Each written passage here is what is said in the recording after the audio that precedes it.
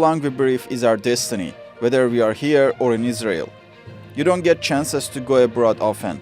It is a golden opportunity. And to find good work, which pays a good salary, which we don't find here, is important for us. After working for 10 to 12 hours here, we get paid only $145 to $180 monthly. Bharat में बेरोजगारी की समस्या दिन प्रतिदिन बढ़ती जा रही है। युवाओं को अच्छी नौकरी और आय की कमी के कारण वे अपने देश को छोड़कर दूसरे देशों में रोजगार की तलाश कर रहे हैं। लेकिन क्या आप जानते हैं कि कुछ लोग तो युद्धग्रस्त इजराइल में भी जाने को तैयार हैं? हाँ, ये सच है। उत्तर प्रदेश और हरियाणा के हजारों युवा इजराइल में फिलिस्तीनी श्रमिकों के स्थान पर काम करने के लिए लाइनों में लगे हुए हैं।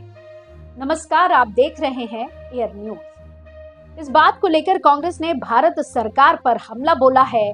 कांग्रेस के महासचिव जयराम रमेश ने कहा है कि ये देश में बेरोजगारी की गंभीर स्थिति का परिणाम है और इसने सरकार के उन दावों का मजाक बना दिया है जिसमें केंद्र सरकार ने बेरोजगारी और गरीबी के आंकड़ों में अपने आप को 100 में से 100 नंबर दिए थे।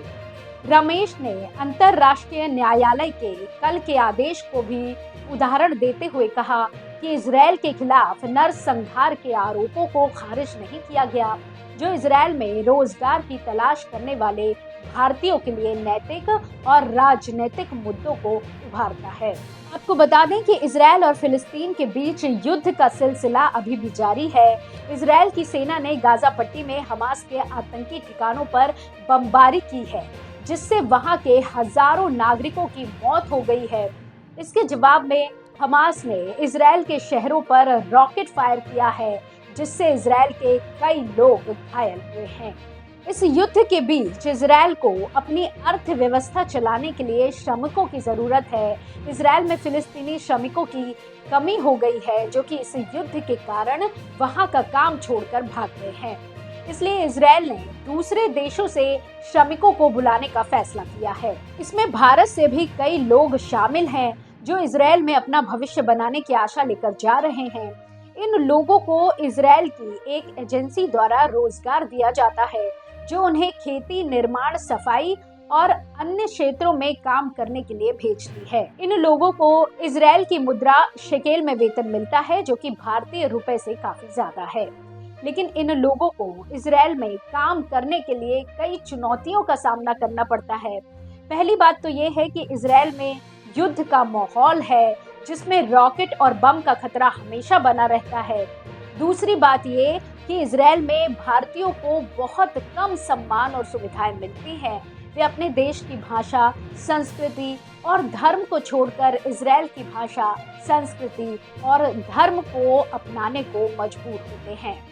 वे अपने परिवार और दोस्तों से दूर रहते हैं और अक्सर अकेलापन महसूस करते हैं। तीसरी बात यह है कि इजराइल में भारतीयों की फिलिस्तीनी श्रमिकों के साथ तुलना की जाती है, जो कि उनके लिए अपमानजनक है। फिलिस्तीनी श्रमिकों को इजराइल में बहुत ही बुरा सलूक किया जाता है। उन्हें घटिया वेतन, असुरक्षित काम और रहने के लिए बहुत कम सुविधा दी जाती है।